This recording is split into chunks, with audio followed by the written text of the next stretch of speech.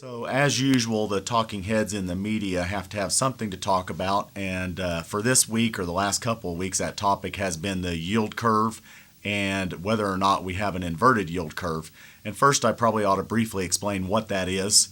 Many people hear it probably don't know what that means. And then, when I'm finished with that, I'm going to talk real briefly about some thoughts that our chief investment strategist with Raymond James, Jeff Sott, has, because he can say it better than I can. The yield curve basically that they're talking about is the difference between shorter term maturities of government treasury bonds, U.S. bonds, and in most cases the 30-year bond, the long bond. And quite simply, what an inverted yield curve would mean is that the short-term rates are getting higher than the long-term rates, and that's typically not a good thing.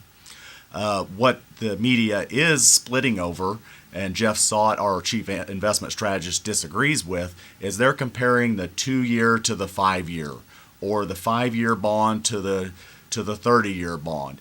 And historically, it has always been defined as the difference in the rates between the 3-month Treasury and the 30-year Treasury. That's the benchmark.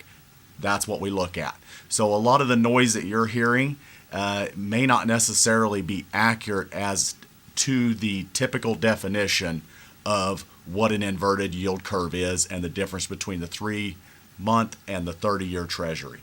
Jeff Sott made a couple of points regarding the yield curve, and those were, as we already mentioned, that the real yield curve was, and always will be the difference between the 3-month and the 30-year Treasury bond.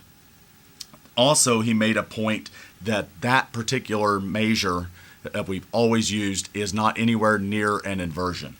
Lastly, one of the things he talked about is when investors hear the term yield curve, they automatically think recession. And this is what he had to say about that topic. Every recession since 1962 has been preceded by an inversion in the yield curve. But not every inversion has been followed by a recession. Something to keep in mind. I'll put some information in the comments for a link to his full report on this topic, but I wanted to get that out to everybody since that's a hot topic in the media right now. Let us know if you have any questions.